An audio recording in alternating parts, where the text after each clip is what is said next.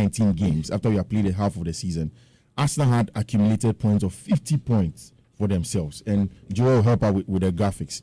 50 points with themselves. Well, this shows how Arsenal's title challenge has faded. They had a point per game of 2.63 for the first 19 games that they played. But in the last 17 games where the games were played, in fact, just before the last 2 games of the season, Arsenal had a whooping low of about 1.82. If you compare 2.63, which averagely is like before Arsenal went into every game, after every game, Arsenal were winning every game in the first 19 games of the season. When they came back to the last 17 games of the season, it was 1.82. It's a stark difference between the first and then the last 19 games. Okay, so we're showing you all the statistics on our Facebook page now. It's live, and so you can go there and then watch the statistics as Fiifi Manfred is putting them out there for you. Yeah, so there isn't so much of a difference in the goals that Arsenal scored between the first 19 games and the last 17 games. It means that Arsenal's attack was still there. Gabriel was scoring his goals, Saka was scoring his goals, Odegaard was doing very well. The problem, however, was Arsenal's defense, the goals that Arsenal conceded, especially after the injury of William Saliba. Okay. So before then, Arsenal were conceding 0.84. I mean, technically close to 1, but then less than 1 if you are sticking to the decimal points. Whilst the goals that they conceded was 1.53. It means that average, Arsenal were conceding, I mean, half, more, 1.5, almost 2 in every game, which is not good at all for Arsenal's defense. Now, after 29 games that we played in the English Premier League, now there was a chance for Arsenal because Arsenal was still leading. Once we go to the game with 29, 10 games after this, Joe, the next graphic, it was very, very integral for Arsenal. Now, this is where Arsenal was at match week 29. Arsenal had goal difference of 43 with 72 points. And at this time, with 9 matches to go to the end of the season. Yeah, 9 matches to go.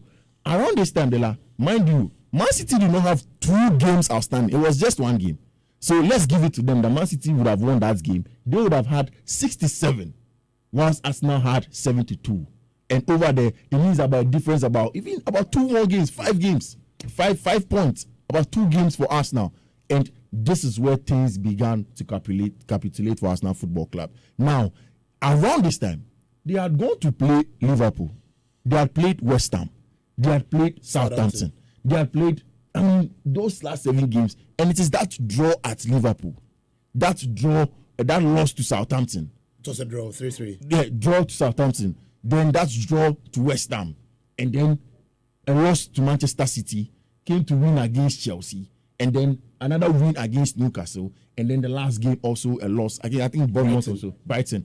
This is where everything went down for Arsenal Football Club. But I want us to look at that specifically. These are just the results that Arsenal had. But specifically, the games that we played. Joe, the next graphic, please, so that we look at it. Now, in the history of the English Premier League, Arsenal is the team together with Leeds in the 1999-1900 year. That's the only team that has lost a lot of points in the last 10 games run in the lead up to winning the league or not. Okay. They lost the most points. Arsenal accumulated only 12 points in that run after 9 games. Leeds United, after 10 games, accumulated also 12 points. Aston Villa 10, 14, and that is how bad Arsenal have been in the last run. Now, the most essential part is that these games that Arsenal lost were not games that you expect Arsenal to lose or even draw. Now we'll go to that. The first game you guys drew was against Liverpool at Anfield. No, in that process, the first one was Southampton. Oh, yeah, the draw to Southampton. Then West Ham, then Liverpool. Thank you very much. Joe, let's go to the next one. It was Southampton, then West Ham, then Liverpool. Yeah. Great. Before you played Southampton, Southampton were a relegation struggling side. They were not getting results. They had lost about 3 games in a trot before they came to meet Arsenal Football Club. In this game against Southampton, Arsenal played very well before then. But even before that, the Liverpool game at Anfield. Okay, so the Liverpool one was first. Yes, great. The Liverpool game at Anfield, you took a 2-0 lead that all of us do not forget. Then it was... What's a why home? Oh, is you say what's a home?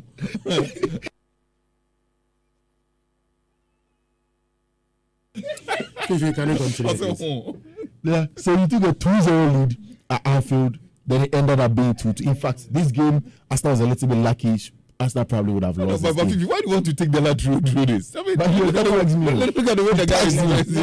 He's sad now. The lad was so. Let him flow with the submission, please. What's this is after when So then the West Ham game, after Liverpool, everybody thought that Arsenal were going to bounce back against West Ham. Also a struggling West Ham side this season. West Ham that didn't have good results at the London Olympic Stadium. Of course. It should be. Then you go there, lead by 2-0 again.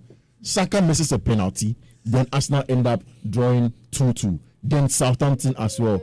When you were going to Manchester City, mind you, at this point in time, if Arsenal had won even one of these games, you'd have gone there with a margin of about 3 points more of Manchester City. So even if you had lost, you'd have still been a comfortable lead, quote and unquote, going into the other games. Of course, the Chelsea game, which was supposed to be seemingly difficult because it's a London derby, you wallop Chelsea. Newcastle is a game that a lot of people, including myself, thought that Arsenal should have dropped points, but went away and did their job against them. I mean, if you compare the Newcastle game to the West Ham and Southampton game, Arsenal should have won the West Ham and Southampton game easier than going away to Newcastle and getting the job done. By the time you go to Brighton and Hove Albion, it was almost done. And then, of course, another loss at home, which was very, very, very staggering against Nottingham Forest. So, this is where you were.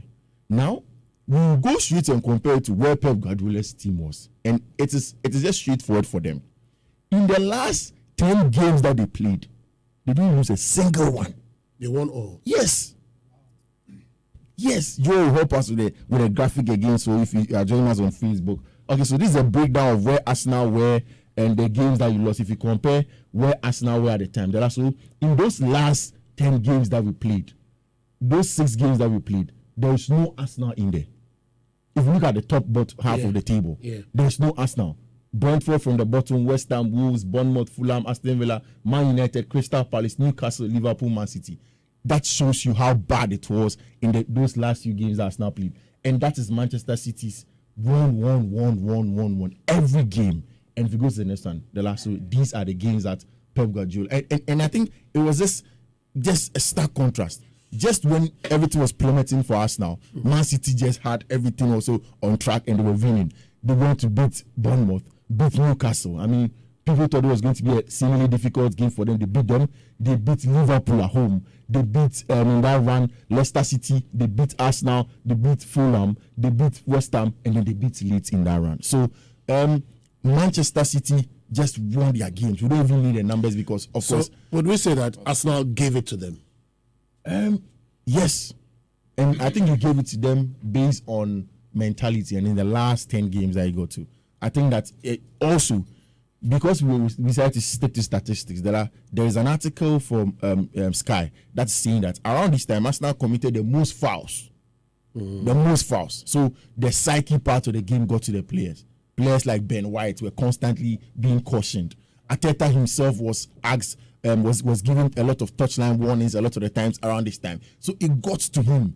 And of course, because of his temperament, I'm sure by extension, he also got to his players as well. And yes, Pep Guardiola's pressure as well. If you are then, Pep is just winning with this young team. It was a tough one. It was a tough one for us. Yeah. Anyway, thank you for that. Why you the lamb? You know what have I done? Thank you for that. It's 22 minutes to 8.